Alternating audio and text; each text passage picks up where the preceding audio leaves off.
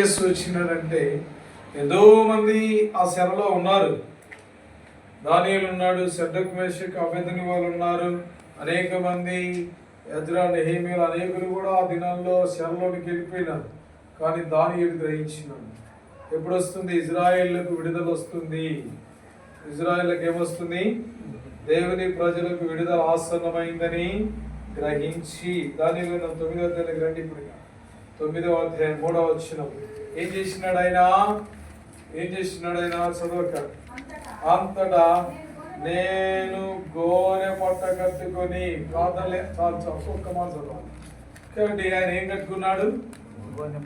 దేని కొరకు కట్టుకున్నాడు? విడుదల వస్తుంది. ఇక దేశం నుంచి మేము విడుదల అవుతాం, మా దేశానికి వెళ్తాం. ఈ పథకాలు పోతా ఉన్నాయి, ఈ పరిస్థితులు వెళ్ళిపోతా ఉన్నాయి, బానిస పోతా ఉంది, ఈ దయాలు వెళ్ళిపోతా ఉన్నాయి. ఈ నెబుకద్నెజరు ఒక కఠినుడి చేతి నుంచి విడుదల పొందుతా ఉన్నాం. 70 సంవత్సరాలు శ్రమ పొందినాం, కాబట్టి విడుదల వస్తుంది అని వెంటనే ఆ గ్రహింపు నీకుండాలి, మనకుండాలి, అందరికీ ఏమండాలా?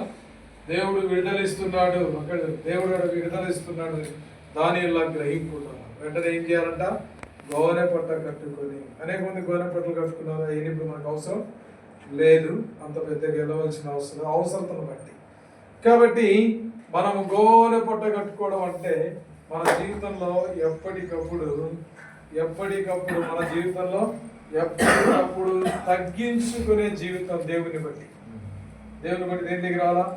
పనులు దొరికినా, లక్షలు వచ్చినా, ఏమి వచ్చినా మనకు కనబడకూడదు. ఏం చేయకూడదు? కనబడకూడదు. దేవుని స్తుతించాలి. దేవుని ఏం చేయాలా? ఆ ధన విషయం దేవుణ్ణి, ఆ పని చేయడానికి శక్తినిచ్చిన దేవుణ్ణి, ఆ పనివారు ఇచ్చిన దేవుణ్ణి, కుటుంబాన్ని ఇచ్చిన దేవుణ్ణి, పిల్లలు ఇచ్చిన దేవుణ్ణి, సంపాదన ఇచ్చిన దేవుణ్ణి మనం తగ్గించుకొని గనపరిస్తే ఇంకా ఏమవుతుంది? ఇంకా సమృద్ధి వస్తుంది, ఇంకా సమృద్ధి. నేను ఏ ఇల్లు దర్శించకపోయినా ఇంటికి వచ్చిన తర్వాత వారు ఇచ్చిన గిఫ్ట్లను చేత పట్టుకొని దేవుని స్తుతిస్తాను.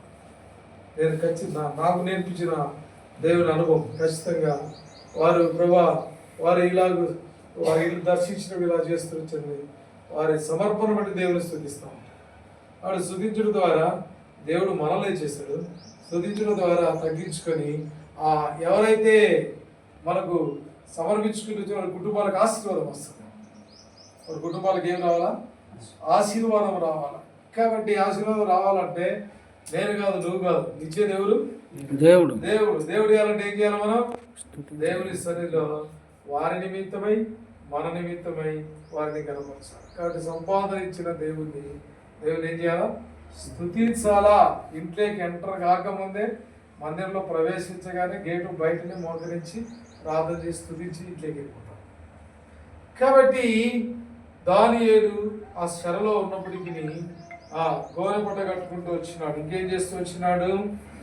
ధూళి తలపైన వేసుకొని దేంట్లోకి వచ్చినాడు? ధూళి ఎందుకు అవసరం?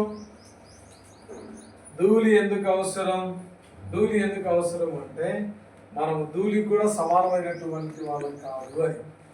గాలికి ఎగిరే ధూళికి కూడా మనం పనికి రాము అని గుర్తుపెట్టుకోవాలి. మన జీవితం అలాంటిది. కాబట్టి దుమ్ము, ధూళి అని మనం చెప్పుకోవాలి. నేనే పాటి వాడిని ప్రభువా, దుమ్ము ధూళి లాంటి వాడిని, నేను ఏం చేయగలను అనే మాట మనం ఉపయోగిస్తాం.